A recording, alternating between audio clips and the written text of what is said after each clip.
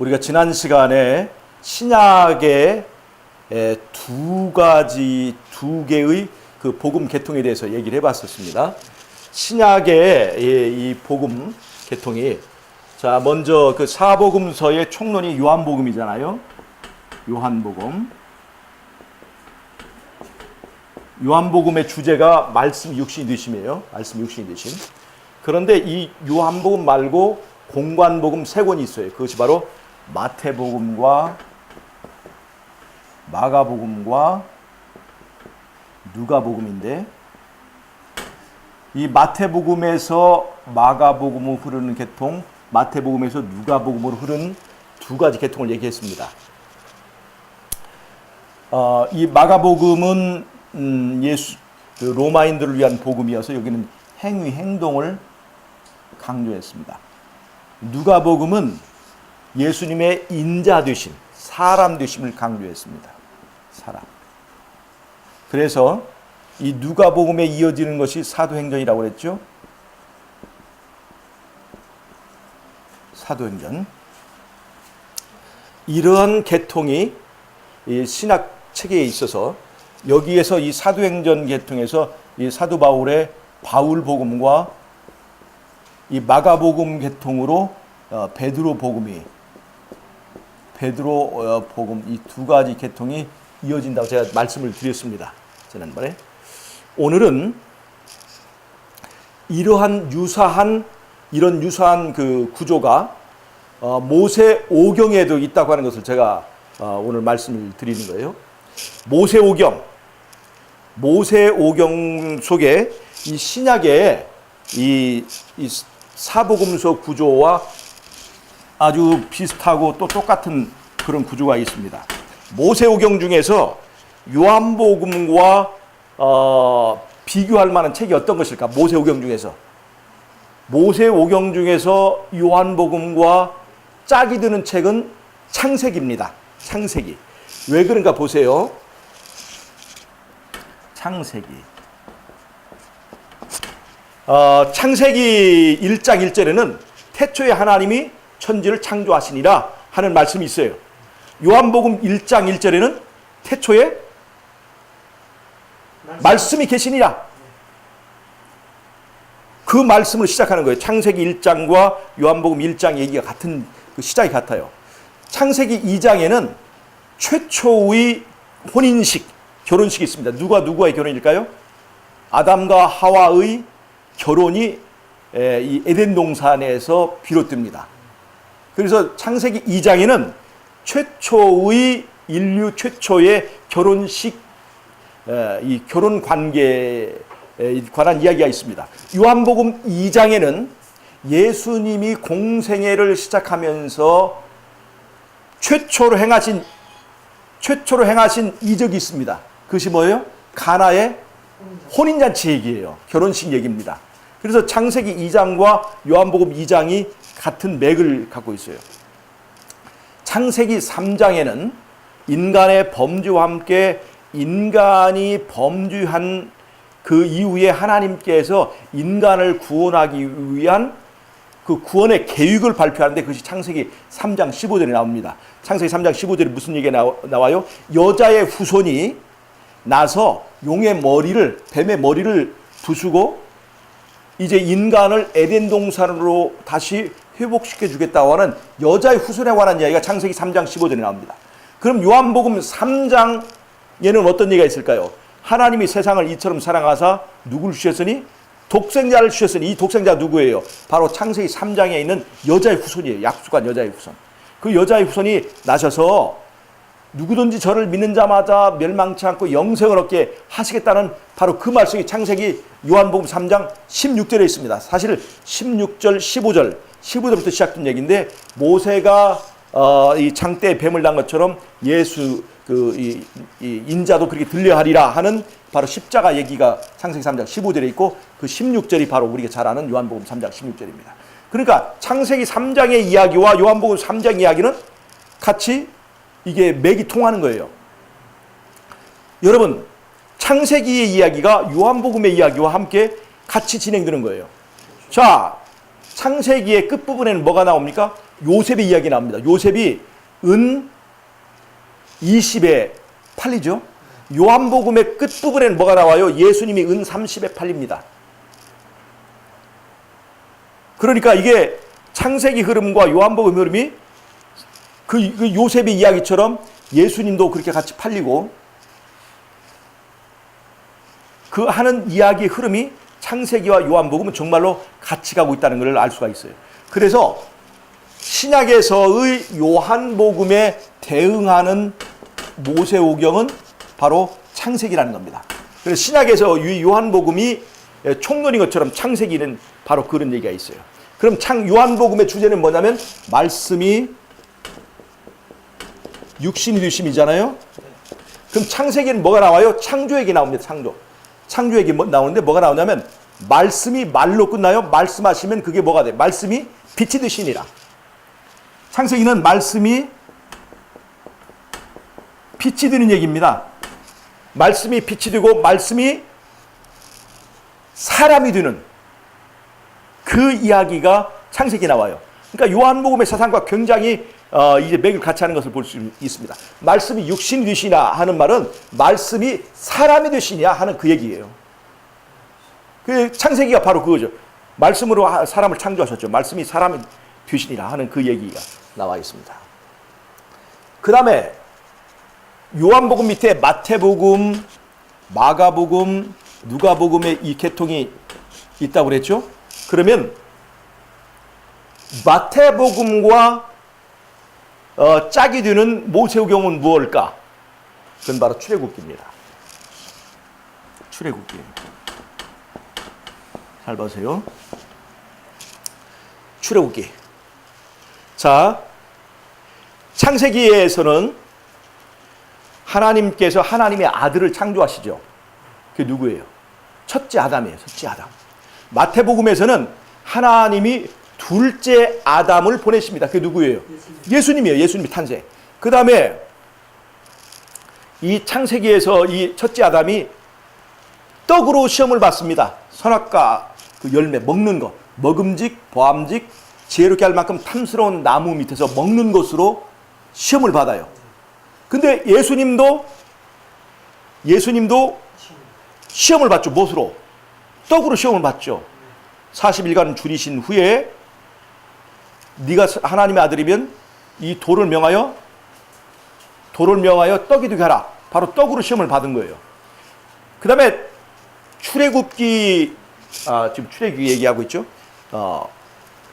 지금 출애굽기, 창세기 얘기가 착각했는데 출애굽기에서 잘 보세요. 그 하기 전에 출애굽기에서는 구원자 모세가 태어납니다. 네, 지금 창세기 착각했는데 출애굽기에서는 구원자 모세가 태어나고 마태복음에서는 구원자 예수님 태어나요. 예수님과 모세가 매치예요. 그 다음에 모세를 통해서 애굽에서 백성을 불러들이죠. 애굽에서 나오는 얘기가 나와요. 예수님도 애굽에 가셨다가 애굽에서 나와요. 자, 나온 다음에 이스라엘 백성이 무엇으로 시험을 받냐면 만나, 먹는 것으로 시험을 받습니다. 만나로 시험을 받아요. 출애굽한 이후에 뭐 어떻게 시험을 받아요? 하루 동안 만나가 나오다가 여섯 번째 날은 뭐 어떻게 하라고 그랬어요? 2배의 만나를 거두라고 그랬죠. 그리고 내일은 거두지 말라고 그랬죠. 그리고 출애굽기 16장에서 이것으로 내가 너희가 하나님의 말을 순종하는지 순종하지 않는지를 시험하려 합니다. 이렇게 얘기했어요. 즉 떡으로 시험 받는 사건이 출애굽기 나와요. 근데 예수님도 이 광야에서 40일간 줄인 다음에 떡으로 시험을 받습니다. 그 다음에 아까 제가 창세기 얘기는 잊으시고 그 다음에 출애굽기는 시험 받은 다음에 그 다음에 어떤 얘기가 나오냐면 시내산에서 말씀을 받습니다. 십계명을 받죠. 십계명을 받죠. 예수님은 시험 받고 승리하신 후에 나가셔서 뭘 하셨냐면 그 십계명을 해석하시는 설교를 하셨어요. 그게 뭐예요? 그게 산상설교입니다. 산상설교예요. 그래서 마태복음과 출애굽기는 맥을 같이 해요. 그 다음에 이 출애굽 과정의 맨 끝에 모세가 죽습니다. 그처럼 마태복음에서도 예수님이 죽습니다. 그리고 모세는 부활하죠. 예수님도 부활하셔요. 그래서 이 출애굽의 이야기와 마태복음은 짝이 된다는 겁니다. 그 다음에 출애굽에는 뭐가 있냐면 애굽에서 이스라엘 백성들이 나오게 되는 거죠. 나오는 거죠. 그 나오는 그 애굽을 출발해서 가나안까지 가는 여정을 어떻게 표현할 수 있냐면 믿음의 여정이 있습니다. 믿음의 여정이라는 거예요. 믿음의 여정의 이야기가 있습니다. 출애굽기에는. 그 다음에 출애굽기에는 또 뭐가 있냐면 여기에는 계명이 있어요. 계명. 출애굽기 20장에 10계명을 봤죠. 그래서 출애굽기는 두 가지의 이야기로 요소가 되어 있어요. 하나는 믿음의 여정, 또 하나는 계명, 사람의 행동, 행위에 관해서 말하는 계명이 있다는 겁니다. 이 두 가지가 출애굽의 요소예요. 그런데 이 출애굽기의 요소가 두 가지인데 이 두 가지가 이 믿음의 여정에 관한 것은 민수기로 이어집니다. 민수기는 애굽에서 나와가지고 광야에서 이제 구름 기둥과 불 기둥이 인도하는 대로 따라가는 그 여정의 이야기가 바로 민수기에 있어요. 민수기. 그 다음에 이 계명에 속한 부분은 출애굽기 시작해서 두 가지 가닥이 있는데 하나는 레위기와 그 다음에 신명기가 있어요. 레위기는 이 계명은 두 가지 요소가 있어요. 하나는 의문의 율법, 하나는 도덕적 율법인데 의문의 율법은 레위기가 말하고 신명기는 도덕적 율법, 10계명에 대한 다시 또 재강조가 있습니다. 그래서 두 가닥이 있어요. 출애굽기에는. 잘 보세요. 이 구약의 구조를 보면 믿음은 말로 끝나는 것이 아니라 그것이 뭘로 나타나야 돼요? 계명에 대한 순종으로 나타나야 되는 거예요. 그러니까 말씀이 육신이 되심이라고 하는 것은 믿음이 믿음으로 끝나지 않고 행위로 돼야 나타나야 된다는 것을 말하는 것인데 바로 이 출애굽기의 두 가지 요소가 바로 그것을 말하는 것입니다. 믿음은 계명에 대한 순종으로 나타나야 된다는 거예요. 그래서 요한복음에서 총론이고 마태복음에서 마가복음 흐르는 계통, 마태복음에서 누가복음 흐르는 계통이 있는 것처럼 이렇게 모세우경도 두 가닥으로 잡을 수가 있다는 거예요. 그 다음에 누가복음에서 그 다음에 이어지는 게 사도행전이죠. 사도행전이죠. 민수기에서 바로 이어지는 것이 바로 여호수아예요. 자, 누가복음에서는 예수님이 보여주신 그 모본이고 그게 무슨 말이에요? 예수님이 보여주신 것은 예수님이 사람이 되어서 하신 일은 사람이 너희들도 할 수 있다 없다? 할 수 있다는 말해주는 거예요. 사람들이 믿지 않기 때문에 예수님이 아닌 다른 사람들이 예수님이 하신 일들을 하는 것, 예수님처럼 변화되는 것, 그걸 말해주는 것이 사도행전이에요. 사도행전은 다른 말로 하면 이기는 자가 되는 경험이에요. 이기는 자가 되는 경험. 그런데 민수기 13장에서 뭐가 나오냐면 12정탐꾼 얘기가 나옵니다. 12정탐꾼 중에서 10명은 가나안 땅은 정복할 수 없다. 2명은 가나안 땅 정복할 수 있다 없다? 있다. 그게 갈렙과 여호수아예요. 그것은 우리 시대에 우리가 예수님과 같은 삶을 살 수 있다 없다와 직결되는 그 질문이에요. 우리가 할 수 있다 없다? 예수님의 믿음을 가지면 우리가 할 수 있다. 갈렙과 여호수아의 믿음을 가지면 우리도 할 수 있다는 것을 민수기는 말해줍니다. 그리고 실제로 이제 이 민수기에서는 이제 모세가 이제 그 얘기가 나오는데 모세가 죽은 다음에 그 믿음의 여정을 이어가는 것이 누구냐면 여호수아예요. 여기 신약에서 예수님이 돌아가신 후에 그 믿음의 여정을 이어서 그 믿음의 싸움을 이어가는 것은 바로 예수님의 제자들입니다. 바로 이제 지도자가 바뀌어지고 예수님 다음에는 성령이 그 뒤를 이어서 그 일을 하는 것이 사도행전의 이야기죠. 그런 것처럼 구약에서도 민수기에 이어지는 것이 바로 여호수아입니다. 여호수아는 뭐예요? 전쟁 이야기죠. 전쟁. 이기는 자가 되는 거예요. 어떻게? 가나안 족속, 7족속. 그 가나안의 7족속이 이스라엘보다 강해요, 약해요? 근데 그 강한 사람들과 싸움에서 우리가 이길 수 있어요, 없어요?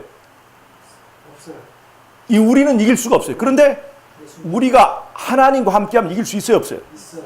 그러니까 우리가 예수님과 같은 삶을, 흠없는 삶을 살 수가 있어요, 없어요? 있어요. 바로 그것이 바로 여호수아에서 말하는 메시지입니다.